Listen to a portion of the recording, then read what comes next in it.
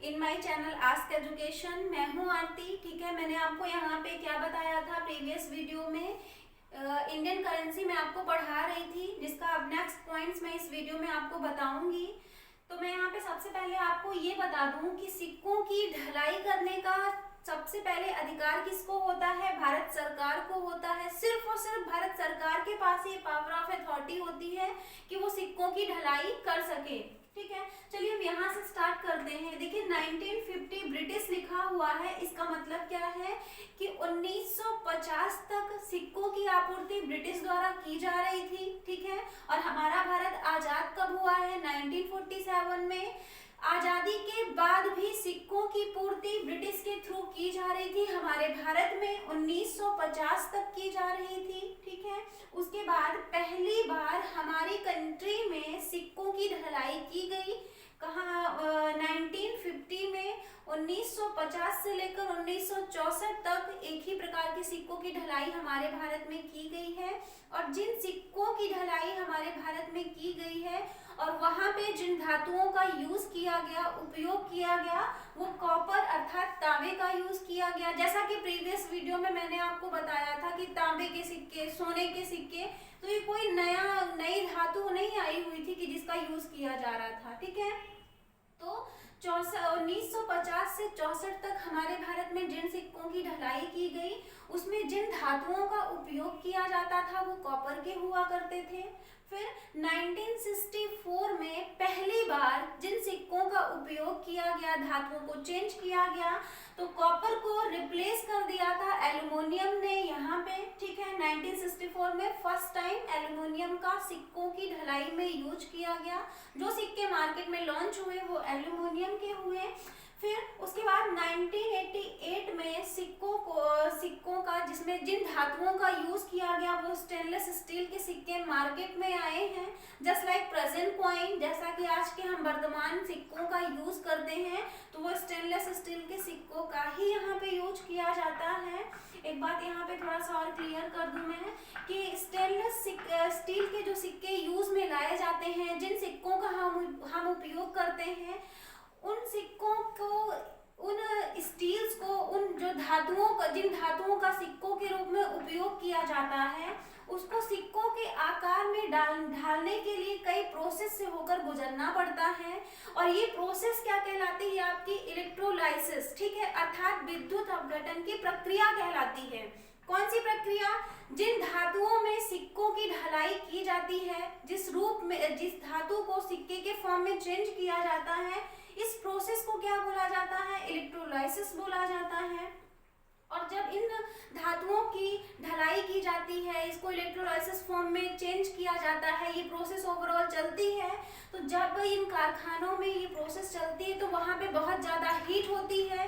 इन धातुओं को जब सिक्के के फॉर्म में चेंज किया जाता है तो काफ़ी हीट, काफ़ी तापमान से चेंज किया जाता है, जिस वजह से इस स्टील का कलर ब्लैक हो जाता है। ठीक है, क्यों ब्लैक हो जाता है? फिर से सुन लीजिए। क्योंकि जब इसे चेंज किया जाता है, ओवरऑल इसे इलेक्ट्रोलाइसिस फॉर्म में चेंज किया जाता है, इस प्रक्रिया से गुजरता है, तो काफी तापमान होता है उन कारखानों में, काफी तापिक ऊर्जा होती है, जिस वजह से इस स्टील का कलर, इन धातुओं का कलर जिनको सिक्के में यूज किया जाता है, वो ब्लैक कलर का हो जाता है। लेकिन जिन सिक्कों को हम देखते हैं, हम प्रेजेंट में जिन सिक्कों को देखते हैं, उन सिक्कों का कलर ब्लैक नहीं होता। ठीक है, ये बात भी सत्य है। तो ये ब्लैक क्यों नहीं होता है? इसलिए नहीं होता कि ये जो सिक्के होते हैं ब्लैक कलर के, इनको तनु सल्फ्यूरिक एसिड एंड बाइकार्बोनेट में इनका यूज किया जाता है और उनके कलर को फेयर किया जाता है। तो मैं यहाँ पे आपको तनु सल्फ्यूरिक एसिड का फॉर्मूला बता देती हूँ। क्या होता है? H2SO4। ठीक है, ये किसका फॉर्मूला है? ये तनु सल्फ्यूरिक एसिड का फॉर्मूला है। यहाँ पे इसके मॉलिक्यूल भी देख लीजिए क्या होते हैं। ठीक है, H plus H, S, O plus O plus O plus O। ठीक है, यहाँ पे देखिए क्या हुआ, यहाँ पे हाइड्रोजन के 2 मॉलिक्यूल्स, ठीक है, सल्फर के 1 मॉलिक्यूल्स और ऑक्सीजन के 4 मॉलिक्यूल्स मिलकर तनु सल्फ्यूरिक एसिड को बनाते हैं। ठीक है, और इस एसिड के बनने से, ठीक है, ओवरऑल इस एसिड में तनु sulphuric acid and bicarbonate bicarbonate के यूज से, और ये जो एसिड का यूज किया जाता है, इन गर्म एसिड का यूज किया जाता है सिक्कों में, जिससे कॉइन का कलर क्या हो जाता है, फेयर हो जाता है। ठीक है, जिससे कॉइन का कलर फेयर हो जाता है। ये ओवरऑल रासायनिक यहाँ पे मिलते हैं, जिससे इन सिक्कों का कलर क्या होता है, फेयर होता है। फिर देखिए क्या लिखा हुआ है, ढलाई भारत सरकार। इसका मतलब क्या हुआ कि हमारी कंट्री में सिक्कों की ढलाई करने का जो अधिकार है वो भारत सरकार के पास है, बट इसके डिस्ट्रीब्यूशन की जो पावर ऑफ अथॉरिटी है वो किसके पास है, आरबीआई के पास है। नोट की वीडियो में मैंने आपको बताया था कि नोट का ओवरऑल पावर ऑफ अथॉरिटी किसके पास होता है, आरबीआई के पास होता है, लेकिन यहाँ पे सिक्कों के मैटर में आरबीआई के पास डिस्ट्रीब्यूशन का अथॉरिटी होती है। ठीक है, उसके बाद देखिए यहाँ पे रुपए की सबसे छोटी वैल्यू को 1947 में प्रचलन से बाहर कर दिया गया था। तो रुपए की सबसे छोटी वैल्यू क्या होती है, हाफ। ठीक है, आधा पैसा। तो यहाँ पे किस आधे पैसे की बात हो रही है ये भी मैं आपको बता दूं, थोड़ा सा देखिएगा। जैसे 1 रुपए में 100 पैसे होते हैं, ठीक है, 1 रुपए में 100 पैसे होते हैं, तो अब मैं आधा पैसा बोल रही हूँ तो आपको लग रहा होगा कि ये 50 पैसे हैं। ठीक है, ये 50 पैसे, बट ये 50 पैसे की बात नहीं हो रही है, क्योंकि 50 पैसे आपने भी देखे और मैंने भी 50 पैसे देखे हैं। ठीक है, और ये बंद कब हुआ है, अभी 10-15 साल पहले ही बंद हुआ है। तो ओवरऑल मैं 50 पैसे की बात नहीं कर रही हूँ, ये 1 रुपए में, ठीक है, 1 रुपए में 100 पैसे होते हैं, और इन 100 पैसे में जो 1 पैसा होता है, और इस 1 पैसे के आधे पैसे की मैं बात कर रही हूँ यहाँ पे। ठीक है, ये आधा पैसा ओवरऑल 1947 में प्रचलन से बाहर कर दिया गया था, और ये जो आधा पैसा आया हुआ था, ये आधे पैसे का आकार क्या था, अंडे आकार का था। ठीक है, उसके बाद देखिए 1 रुपए का, ठीक है, 1 रुपए का सिक्का जारी किया गया। 1 रुपए के सिक्के की ढलाई की गई 1962 में। ठीक है, और उन्हीं सिक्कों का उपयोग हम आज तक करते आए हैं। ठीक है, हम जिन सिक्कों का उपयोग 1 रुपए के सिक्कों का उपयोग कर रहे हैं वो 1962 में इनकी ढलाई की गई थी, बट लेकिन समय समय पर इनमें क्या हुआ है, इनोवेशन हुआ है। इन 1 रुपए के सिक्कों में इनोवेशन हुआ है, सुधार हुआ है टाइम पर, और इनकी ढलाई कब की गई है, 1962 में।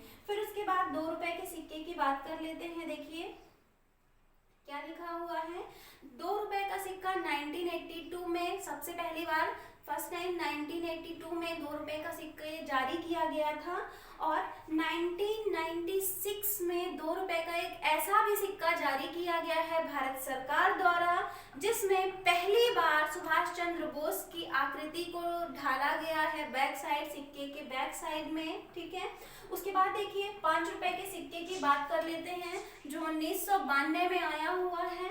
10 रुपए का सिक्का 2006 में मार्केट में आया हुआ है। ठीक, उसके बाद देखिए 75 रुपीज का एक स्मारक सिक्का जारी किया गया है, लॉन्च किया गया है। किसके लिए किया गया है, नेताजी सुभाष चंद्र बोस के लिए किया गया है। ठीक है, उसके बाद देखिए 100 रुपए का एक सिक्का जारी किया गया है। किसके लिए जारी किया गया है, विजया राजे सिंधिया के लिए जारी किया गया है। कब, 12 अक्टूबर 2020 में यह सिक्का जारी किया गया है। और मैं आपको यहाँ पे बता दूं, ये कॉइन विजया राजे सिंधिया के 100वीं जयंती पर जारी किया गया है।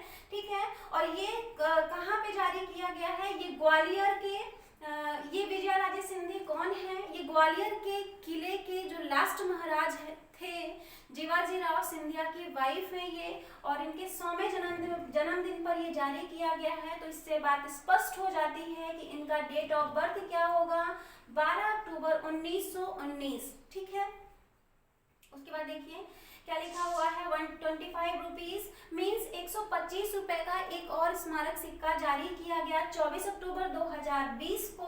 किसके लिए जारी किया गया है, श्यामाचरण लाहिड़ी के लिए जारी किया गया है। और श्यामाचरण लाहिड़ी कौन है, ये एक बहुत ही बड़े फ्रीडम फाइटर हैं, जिनके लिए एक सिक्का ये जारी किया गया है 125 रुपए का। ये कैसा सिक्का है, स्मारक है। ठीक, उसके बाद 125 रुपए का एक और सिक्का जारी किया गया करंट में, न्यूली, अभी की बात हो रही है, ये 23 जनवरी 2021 की बात है। किसके लिए जारी किया गया है, सुभाष चंद्र बोस जी के लिए जारी किया गया है। और मैं आपको बता दूं कि ये 125 रुपए का सिक्का सुभाष चंद्र बोस जी के 125वीं जयंती पर जारी किया गया है, ठीक है।